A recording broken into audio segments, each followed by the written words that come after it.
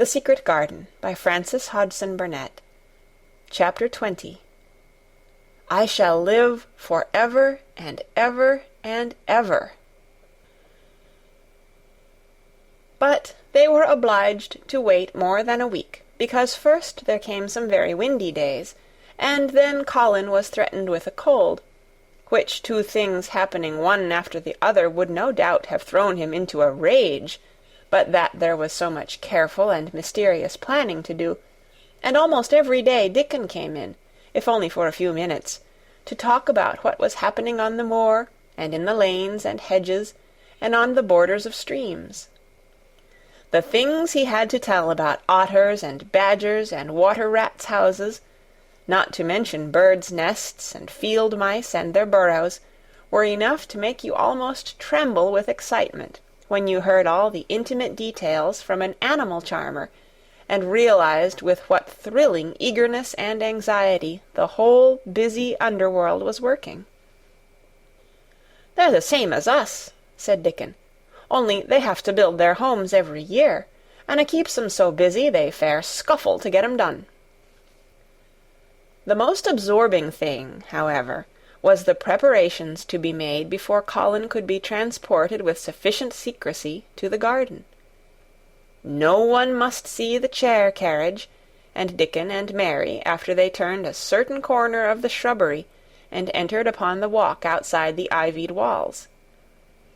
As each day passed, Colin had become more and more fixed in his feeling that the mystery surrounding the garden was one of its greatest charms. Nothing must spoil that. No one must ever suspect that they had a secret. People must think that he was simply going out with Mary and Dickon because he liked them, and did not object to their looking at him. They had long and quite delightful talks about their route. They would go up this path, and down that one, and cross the other, and go round among the fountain flower-beds as if they were looking at the bedding-out plants the head gardener, Mr. Roach, had been having arranged. That would seem such a rational thing to do that no one would think it at all mysterious. They would turn into the shrubbery walks and lose themselves until they came to the long walls. It was almost as serious and elaborately thought out as the plans of march made by great generals in time of war. Rumors of the new and curious things which were occurring in the invalids' apartments had of course filtered through the servants' hall into the stable-yards and out among the gardeners, but, notwithstanding this, Mr. Roach was startled one day when he received orders from Master Colin's room to the effect that he must report himself in the apartment no outsider had ever seen, as the invalid himself desired to speak to him. "Well, well," he said to himself as he hurriedly changed his coat. "What's to do now? His Royal Highness that wasn't to be looked at, calling up a man he's never set eyes on." Mr. Roach was not without curiosity. He had never caught even a glimpse of the boy, and had heard a dozen exaggerated stories about his uncanny looks and ways, and his insane tempers. The thing he had heard oftenest was that he might die at any moment, and there had been numerous fanciful descriptions of a humped back and helpless limbs, given by people who had never seen him. "Things are changing in this house, Mr. Roach," said Mrs. Medlock, as she led him up the back staircase to the corridor on to which opened the hitherto mysterious chamber. "Let us hope they're changing for the better, Mrs. Medlock," he answered. "They couldn't well change for the worse," she continued, "and, queer as it all is, there's them as finds their duties made a lot easier to stand up under. Don't you be surprised, Mr. Roach, if you find yourself in the middle of a menagerie, and Martha Sowerby's Dickon more at home than you or me could ever be." There really was a sort of magic about Dickon, as Mary always privately believed. When Mr. Roach heard his name, he smiled quite leniently. "He'd be at home in Buckingham Palace, or at the bottom of a coal mine," he said, "and yet it's not impudence either. He's just fine, is that lad." It was perhaps well he had been prepared, or he might have been startled. When the bedroom door was opened, a large crow, which seemed quite at home, perched on the high back of a carven chair, announced the entrance of a visitor by saying, "Caw, caw," quite loudly. In spite of Mrs. Medlock's warning, Mr. Roach only just escaped being sufficiently undignified to jump backward. The young Rajah was neither in bed nor on his sofa. He was sitting in an armchair, and a young lamb was standing by him, shaking its tail in feeding lamb fashion, as Dickon knelt giving it milk from its bottle. A squirrel was perched on Dickon's bent back, attentively nibbling a nut. The little girl from India was sitting on a big footstool, looking on. "Here's Mr. Roach, Master Colin," said Mrs. Medlock. The young Rajah turned and looked his servitor over. At least, that was what the head gardener felt happened. "Oh, you are Roach, are you?" he said. "I sent for you to give you some very important orders."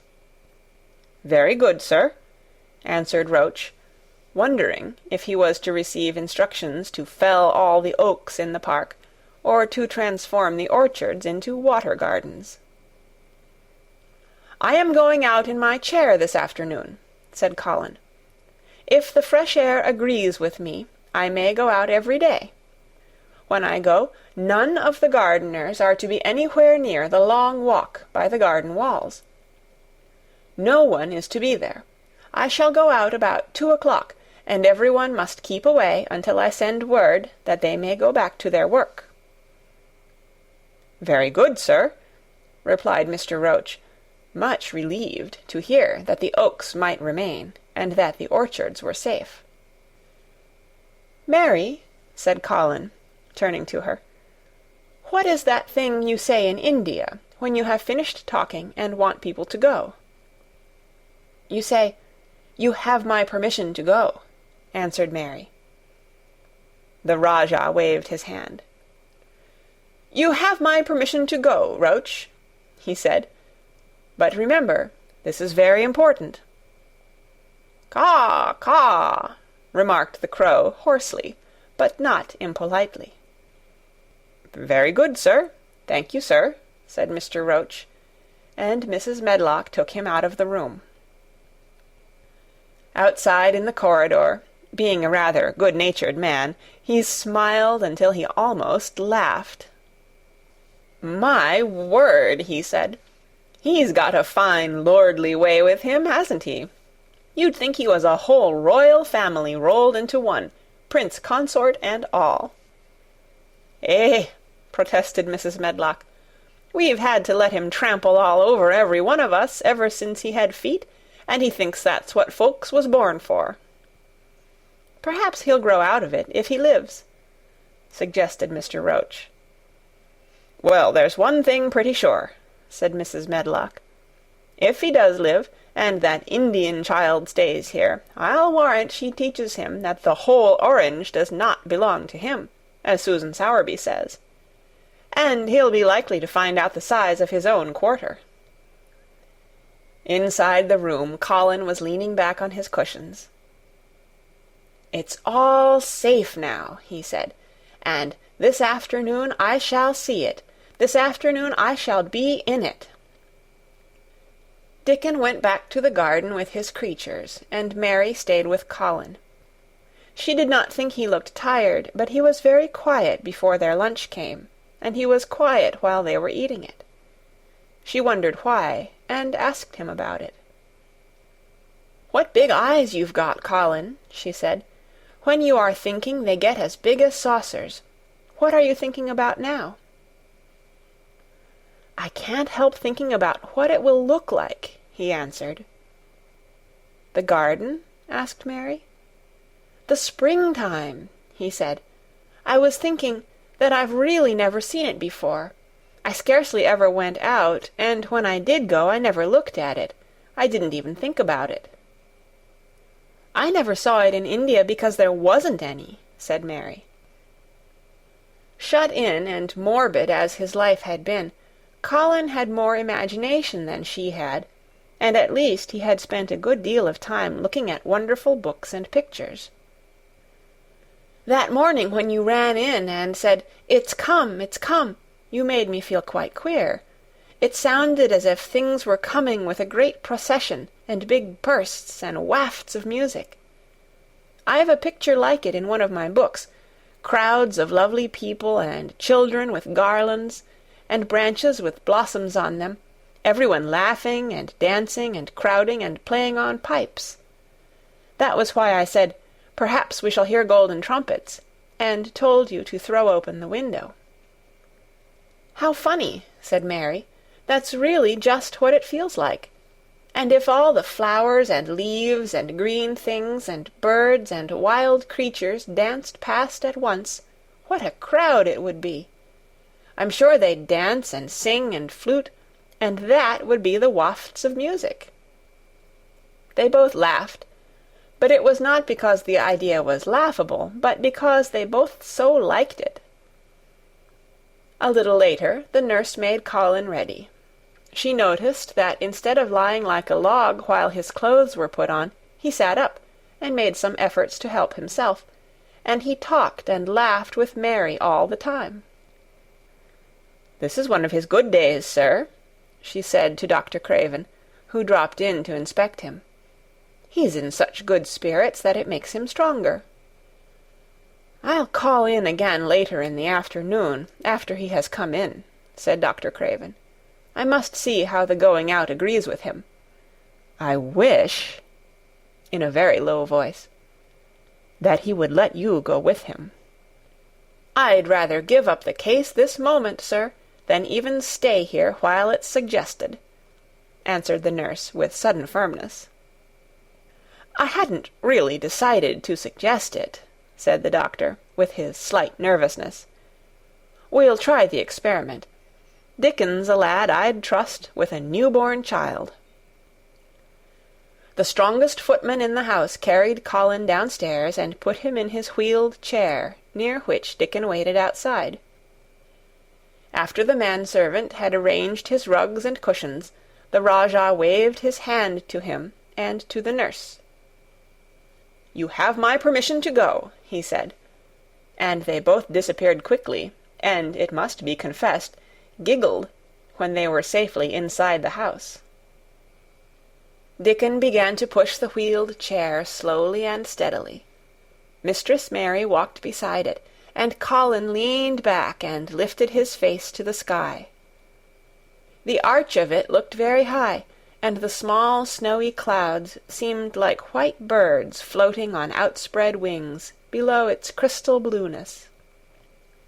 The wind swept in soft big breaths down from the moor, and was strange with a wild, clear-scented sweetness. Colin kept lifting his thin chest to draw it in, and his big eyes looked as if it were they which were listening, instead of his ears. "There are so many sounds of singing and humming and calling out," he said. "What is that scent the puffs of wind bring?" "It's gorse on the moor that's opening out," answered Dickon. The bees are at it wonderful to-day." Not a human creature was to be caught sight of in the paths they took. In fact, every gardener or gardener's lad had been witched away, but they wound in and out among the shrubbery and out and round the fountain beds, following their carefully planned route for the mere mysterious pleasure of it. But when at last they turned into the long walk by the ivied walls, the excited sense of an approaching thrill made them, for some curious reason they could not have explained, begin to speak in whispers. "This is it," breathed Mary. "This is where I used to walk up and down and wonder. "Is it?" cried Colin, and his eyes began to search the ivy with eager curiousness. "But I can see nothing," he whispered. "There is no door." "That's what I thought," said Mary. Then there was a lovely breathless silence, and the chair wheeled on. "That is the garden where Ben Weatherstaff works," said Mary. "Is it?" said Colin. A few yards more, and Mary whispered again. "This is where the robin flew over the wall," she said. "Is it?" cried Colin. "Oh, I wish he'd come again." "And that," said Mary, with solemn delight, pointing under a big lilac bush, "is where he perched on the little heap of earth and showed me the key." Then Colin sat up. "Where? There?" he cried, and his eyes were as big as the wolf's in Red Riding Hood, when Red Riding Hood felt called upon to remark on them. Dickon stood still, and the wheeled chair stopped. "And this," said Mary, stepping on to the bed close to the ivy, "is where I went to talk to him when he chirped at me from the top of the wall. And this is the ivy the wind blew back." And she took hold of the hanging green curtain. "Oh, is it? Gasped Colin. "And here is the handle, and here is the door. Dickon, push him in quickly." And Dickon did it with one strong, steady, splendid push.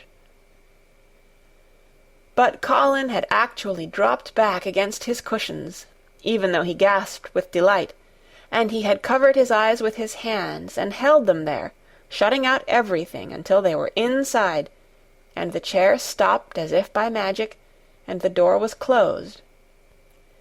Not till then did he take them away and look round and round and round, as Dickon and Mary had done.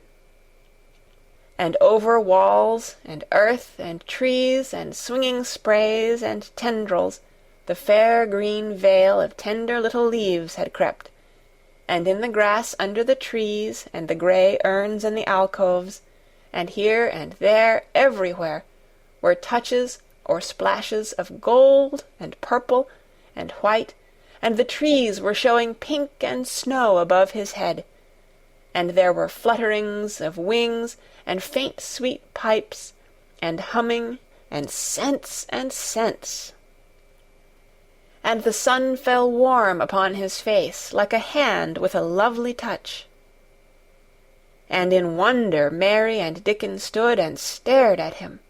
He looked so strange and different, because a pink glow of color had actually crept all over him, ivory face and neck and hands and all. "I shall get well! I shall get well!" he cried out. "Mary, Dickon, I shall get well, and I shall live for ever and ever and ever." End of Chapter 20.